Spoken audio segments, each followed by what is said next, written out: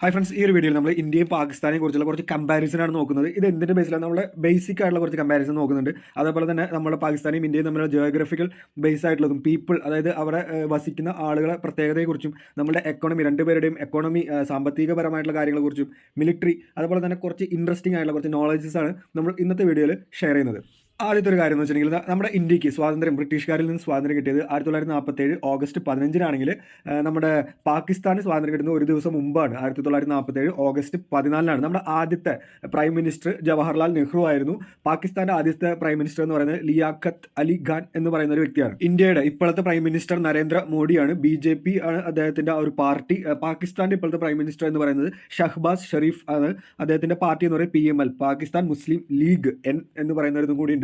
അദ്ദേഹമാണ് ഇപ്പോഴത്തെ current Pakistan prime minister. ഇന്ത്യയുടെ നാഷണൽ ആനിമൽ ബംഗാൾ ടൈഗർ ആണെങ്കിൽ പാകിസ്ഥാന്റെ ഒരു ഡിഫറെന്റ് ആയിട്ടുള്ള ഒരു ആനിമൽ ആണ്. അതിന്റെ പേര് എന്ന് പറയുന്നത് മർഖോർ എന്ന് പറയുന്ന ഒരു ആനിമൽ ആണ് പാകിസ്ഥാന്റെ നാഷണൽ ആനിമൽ. ഇന്ത്യയുടെ ടോട്ടൽ ഏരിയ എന്ന് പറയുന്നത് 32 ലക്ഷം അതിനും കൂടുതൽ സ്ക്വയർ കിലോമീറ്റർ ആണ് ഇന്ത്യയുടെ ടോട്ടൽ ഏരിയ. അതായത് നമ്മുടെ ലോകത്തിന്റെ ആ ഒരു ഇത് എടുക്കാന്ന് വെച്ചിട്ടുണ്ടെങ്കിൽ നമ്മൾ ഏരിയ വൈസ് നമ്മുടെ രാജ്യം 7th പൊസിഷനിലാണ് നിൽക്കുന്നത്. നമ്മുടെ രാജ്യത്ത് ഉള്ള എത്ര ഡിസ്ട്രിക്ട് ഉണ്ടെന്ന് ചോദിക്കുകയാണെങ്കിൽ ഏകദേശം 797 ഡിസ്ട്രിക്റ്റ് ആണ് നമ്മുടെ ഇന്ത്യ രാജ്യത്ത് ഉള്ളത്. എന്നാൽ പാകിസ്ഥാന്റെ ആ ഒരു സ്ക്വയർ കിലോമീറ്റർ വിസ്തൃതി എന്ന് പറയുമ്പോൾ ഏകദേശം 8,81,000. നമ്മൾ ഇന്ത്യ എന്ന് പറയുമ്പോൾ 32 ലക്ഷമാണെങ്കിൽ ഇവിടെ 8,81,000 ആണ് പാകിസ്ഥാന്റെ ആ ഒരു വിസ്തൃതി എന്ന് പറയുന്നത്.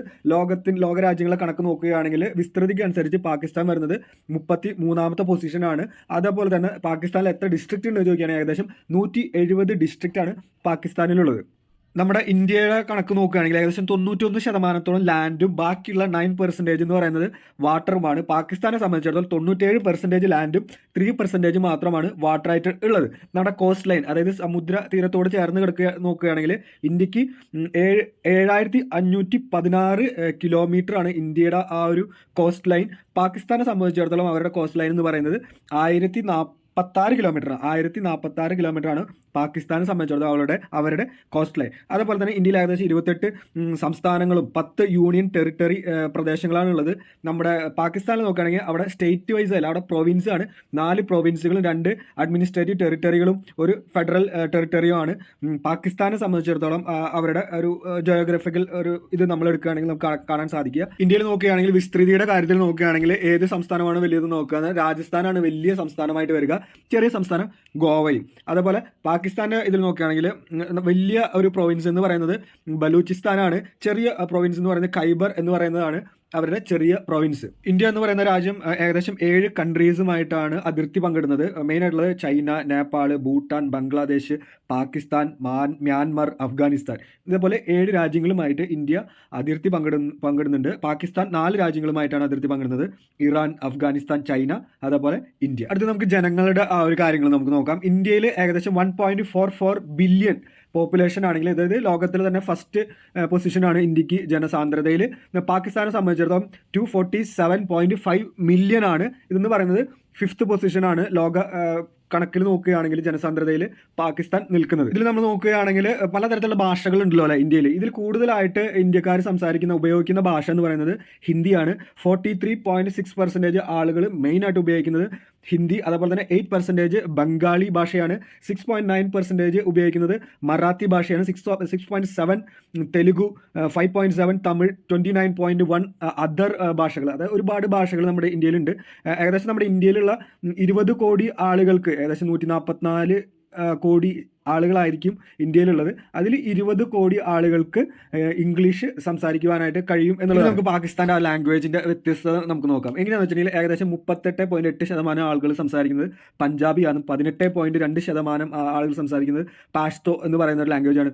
14.6% ആളുകൾ സംസാരിക്കുന്നത് സിന്ധി എന്ന് പറയുന്ന ഒരു ലാംഗ്വേജാണ്. അതേപോലെ ഇവരെ സംബന്ധിച്ചിടത്തോളം 70-ൽ പരം ഡിഫറൻ്റ് ആയിട്ടുള്ള ലാംഗ്വേജസ് അവർക്ക് ഉണ്ട് എന്നുള്ളതാണ്. ഉറുദു ആണ് അവരുടെ മെയിൻ ലാംഗ്വേജ്. നമ്മളെ സംബന്ധിച്ചിടത്തോളം നാഷണൽ ലാംഗ്വേജ് ഹിന്ദി എന്ന പോലെ പാകിസ്ഥാനെ സംബന്ധിച്ചിടത്തോളം നാഷണൽ ലാംഗ്വേജ് എന്ന് പറയുന്നത് ഉറുദു ആണ്.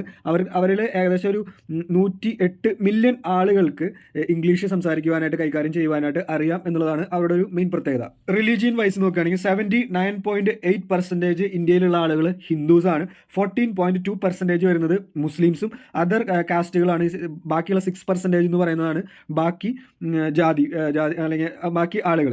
നമ്മുടെ പാകിസ്ഥാനെ സംബന്ധിച്ചിടത്തോളം 96.5% എന്ന് പറയുന്നത് മുസ്ലിംസ് ആണ്. ബാക്കിയുള്ള ബാക്കിയുള്ള 3.5% എന്ന് പറയുന്നത് അതർ കാസ്റ്റുകളിലുള്ള ആളുകളാണ്. ഇന്ത്യയുടെ ലിറ്ററസി എന്ന് പറയുന്നത് 77.7%, പാകിസ്ഥാന്റെ ലിറ്ററസി എന്ന് പറയുന്നത് 62.3%. എക്കണോമി വൈസിൽ നോക്കുകയാണെങ്കിൽ അവിടെ ഇന്ത്യ എന്ന് പറയുന്ന GDP 3.74 ട്രില്യൺ ആണ് കേട്ടോ. അതായത് ലോകത്തിലെ വെച്ച് തന്നെ 5ാമത്തെ ഏറ്റവും GDP കൂടുതലുള്ള രാജ്യം 5ാമത്തെ ഇന്ത്യയാണ്. നമ്മുടെ ഇവരെ സംബന്ധിച്ചിടത്തോളം, പാകിസ്ഥാനെ സംബന്ധിച്ചിടത്തോളം 376 ബില്യൺ ആണ്. ഇത് ലോക ഒരു രാജ്യങ്ങളുടെ GDPയിൽ വെച്ച് നോക്കുമ്പോൾ 42ാമത്തെ പൊസിഷനിലാണ് പാകിസ്ഥാൻ നിൽക്കുന്നത്. GDP വൈസ് ഇന്ത്യയുടെ വലിയൊരു പ്ലാൻ എന്ന് പറയുന്നത് 2075 ആകുമ്പോഴേക്കും സെക്കൻഡ് ലാർജസ്റ്റ് GDP ലോകത്തിലെ തന്നെ രാജ്യങ്ങളിൽ ആ ഒരു ഇത് നോക്കുകയാണെങ്കിൽ 2ാമത്തെ പൊസിഷനിൽ എത്തുവാനാണ് ഇന്ത്യ പ്രയത്നിച്ചുകൊണ്ടിരിക്കുന്നത്. അതേപോലെ തന്നെ ഇന്ത്യയുടെ പ്ലാന് പാകിസ്ഥാനെ സംബന്ധിച്ചിടത്തോളം 6th പൊസിഷനിൽ വരാനുള്ള ഒരു പ്ലാനിലാണ് അവർ വർക്ക് ചെയ്തുകൊണ്ടിരിക്കുന്നത്. 2075 ആകുമ്പോഴേക്കും GDPയുടെ കാര്യം അത്രയ്ക്കും ഇമ്പ്രൂവ് ആയിട്ട് 6ാമത്തെ പൊസിഷൻ 42ൽ നിന്ന് 6ലേക്ക് എത്തുവാനായിട്ടുള്ള ഒരു ഇതിൽ തന്നെയാണ് അവർ പ്ലാൻ ചെയ്തുകൊണ്ടിരിക്കുന്നത്.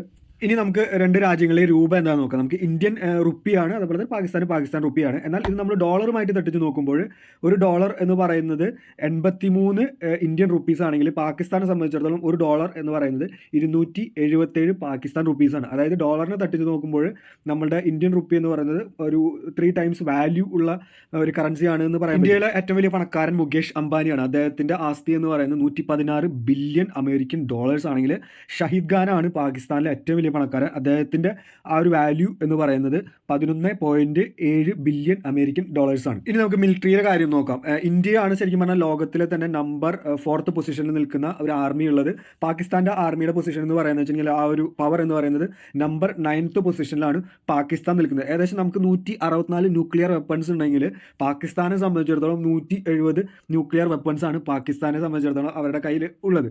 1.4 മില്യൺ, അതായത് 14 ലക്ഷം ആക്റ്റീവ് മിലിറ്ററി ഫോഴ്സ് ആണ് ഇന്ത്യക്കുള്ളത്. അതുപോലെ തന്നെ റിസർവിലുള്ളത് 1.1 മില്യൺ ആർമി പേഴ്സൺസും കൂടി ഉണ്ട്.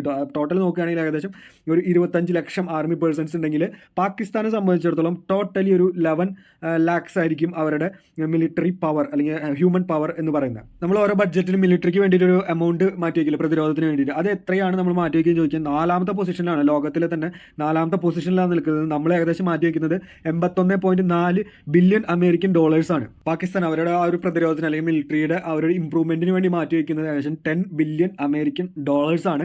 നമ്മുടെ ഇന്ത്യയുടെ മെയിൻ ആയിട്ടുള്ള സഖ്യകക്ഷികൾ അല്ലെങ്കിൽ ഇന്ത്യയുടെ മെയിൻ ആയിട്ടുള്ള ഒരു സപ്പോർട്ടേഴ്സ് എന്ന് പറയുന്നത് യുണൈറ്റഡ് സ്റ്റേറ്റ്സ്, റഷ്യ, ജപ്പാൻ, ഇവരൊക്കെയാണ് ഇന്ത്യയെ സപ്പോർട്ട് ചെയ്യുന്നത്. അല്ലെങ്കിൽ ഇന്ത്യയുമായിട്ട് കുറച്ചും കൂടിയും ഒരു സൗമ്യതയുള്ള രാജ്യങ്ങൾ എന്ന് പറയുമ്പോൾ നമ്മുടെ പാകിസ്ഥാനെ സംബന്ധിച്ചുള്ള അവരെ സപ്പോർട്ട് ചെയ്യാനും അവരെ സഹായിക്കുവാനും ഒക്കെ ആയിട്ട് പിന്തുണയ്ക്കാനൊക്കെയുള്ള രാജ്യങ്ങൾ നോക്കുകയാണെങ്കിൽ ചൈന, തുർക്കി, സൗദി അറേബ്യ, ഇവരൊക്കെയാണ് പാകിസ്ഥാന്റെ ഒപ്പം നിൽക്കുന്ന രാജ്യങ്ങൾ. ഇന്ത്യയുടെയും പാകിസ്ഥാനെ നോക്കുകയാണെങ്കിൽ നമ്മൾ ഏറ്റവും കൂടുതൽ സാമ്യത ഉള്ള ഒരു കാര്യം എന്ന് വെച്ചിട്ടുണ്ടെങ്കിൽ നമ്മളെ സ്പോർട്സ് ആണല്ലേ, ക്രിക്കറ്റ്. അപ്പോൾ ഇന്ത്യ എന്ന് വെച്ച് കഴിഞ്ഞാൽ വേൾഡ് കപ്പ് എടുത്തിട്ടുള്ളത് 2 പ്രാവശ്യമാണ്. 1983-ലും 2011-ലും വൺ ഡേ വേൾഡ് കപ്പിൻ്റെ കാര്യം പറയുന്നത്. പാകിസ്ഥാൻ വേൾഡ് കപ്പ് എടുത്തിട്ടുള്ളത് ഒരു പ്രാവശ്യം 1992-ലാണ് പാകിസ്ഥാൻ വേൾഡ് കപ്പ് എടുത്തിട്ടുള്ളത്. ഇതേ സംഭവം തന്നെയാണ് 2020 നമ്മൾ നോക്കുകയാണെങ്കിലും പാകിസ്ഥാൻ 2009 ഒരു പ്രാവശ്യം എടുത്തിട്ടുണ്ട്. ഇന്ത്യ 2007-ലും 2024-ലും 2 പ്രാവശ്യം ഇന്ത്യ വേൾഡ് കപ്പ് എടുത്തിട്ടുണ്ട് കേട്ടോ. ഇന്ത്യയിൽ ഒരു വർഷം 17.9 മില്യൺ ടൂറിസ്റ്റുകളാണ് കേട്ടോ ഇന്ത്യയിലേക്ക് വരുന്നത്. ഇത് പാകിസ്ഥാനെ നോക്കുകയാണെങ്കിൽ 6.6 മില്യൺ ടൂറിസ്റ്റുകളാണ് പാകിസ്ഥാനിലേക്ക് ഓരോ വർഷവും പോകുന്നത്. ഇന്ത്യയിലെ മെയിൻ ആയിട്ടുള്ള ഫേവറേറ്റ് സ്പോട്ട്, എല്ലാവർക്കും ഇഷ്ടമായിട്ടുള്ള ഒരു സ്പോട്ട് എന്ന് പറയുന്നത് താജ്മഹലാണ്. പാകിസ്ഥാനെ സംബന്ധിച്ചിടത്തോളം ബാദ്ഷാഹി മോസ്ക് ആണ് അവരുടെ ഒരു ഫേവറേറ്റ് ആയിട്ടുള്ളൊരു എടുത്തു പറയാൻ പറ്റുന്ന ഒരു സ്പോട്ട് എന്ന് പറയുന്ന സ്ഥലം, അല്ലെങ്കിൽ ഒരു എല്ലാവരുടെയും ഫേവറേറ്റ് പ്ലേസ് എന്ന് പറയുന്ന ഒരു കാര്യമുണ്ടല്ലോ, അത് ബാദ്ഷാഹി മോസ്ക് ആണ്. ഓക്കെ ഫ്രണ്ട്സ്, നമ്മൾ ഇന്നത്തെ വീഡിയോയുടെ വൈൻഡപ്പ് ചെയ്യാണ്. നിങ്ങൾക്ക് എല്ലാവർക്കും ഉപകാരപ്പെട്ട ഒരു വീഡിയോ ആണെന്ന് വിശ്വസിക്കുകയാണ്. അടുത്തൊരു വീഡിയോ ആയിട്ട് കാണുന്നവരെല്ലാവർക്കും ബൈ.